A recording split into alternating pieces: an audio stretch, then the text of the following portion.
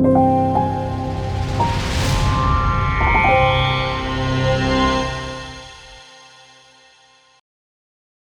父亲呢，我学拳的时候，小时候呢，因为在家里头，我每天几乎都有人来跟我的外祖父亲一块学拳。那么从小的就小孩子嘛不懂，就喜欢看，觉得他们很神奇。我7岁的时候开始跟我外祖父的正式学的，他的要求非常高，但虽然是很喜欢，但在练拳的方面他是很严格的。当然，我觉得当时下的这个基础比较好。到了我外公过世以后呢，那我就是跟这个我父亲母亲学的。我母亲呢比较慈祥，反正老是好在什么地方我也不知道。这个我父亲呢，他教的时候呢很严格，他就讲了一句话了，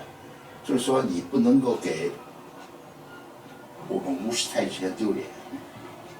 我觉得我母亲的这个教拳呢，虽然她很慈祥，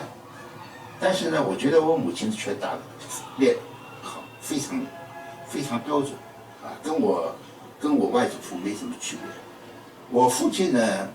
对我们孩子来说呢，他有点像那个，因为他受的教育有点西方的教育，不太像中国人管得很严，对小孩管得很严。他不大管，因为那时候我们也没有什么特别出格的那种行为，就是偶然有打回家，那他很不高兴。你一拳过去，人家小孩子打伤了你，不好。这方面他特别严格，不许我们打架的。他说的，你练武的人，先决条件就是要有武德，你轻易不能动手的。像那时候我的器械都是跟我母亲学的做。我父亲主要是跟我父亲学的，主要就是拳和推手。那我的感觉就是这样，对我的要求好像比对他的学生要求要严格得多。就是说你不能够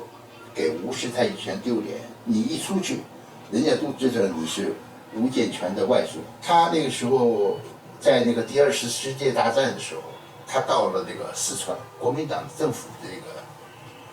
个在重庆嘛，当时有很多的这个国民党的这个要员，都是跟他在学。他住在一个叫医生的家里头，就是来往的人，因为医生嘛，来往的病人也多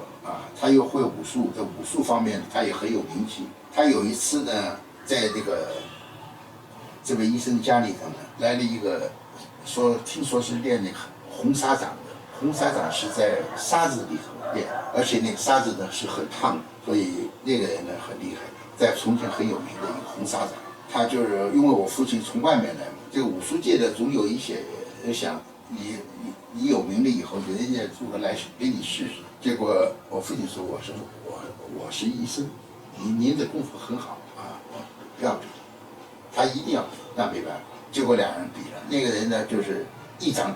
打过来，我父亲就是很轻的那个人就撞到那个桌子上，因为那个人体重也很重，把那个桌子呢就是那个腿呢都折断了。后来的人家就他知道不行。还有一次，我父亲在这个上海的马路上，那时候第2次世界大战刚刚结束，美国的这个有很多那个军队那个军人呢都在上海。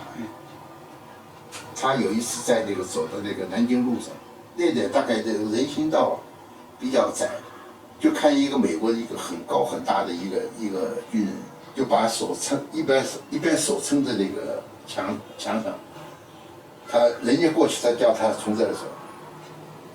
那我父亲走过去就跟他说：“你把手拿开。”那时候那个美国的这个海军的就是一拳打过来呢，我父亲一带他就飞出去。这种事情难免要碰到。我父亲这个人来说呢，因为他很喜欢交朋友，就是后来呢就是又牵扯到很多问题。过世以前呢，硬要叫我做这个健全社的社长，我开始的时候不肯，因为我觉得这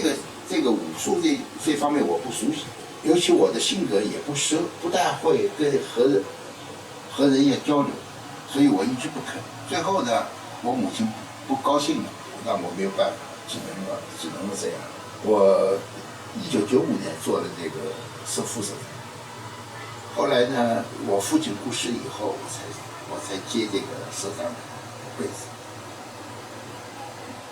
因为我这个人呢，不善于口才啊，交流跟人家交流，我没有什么话说，所以呢，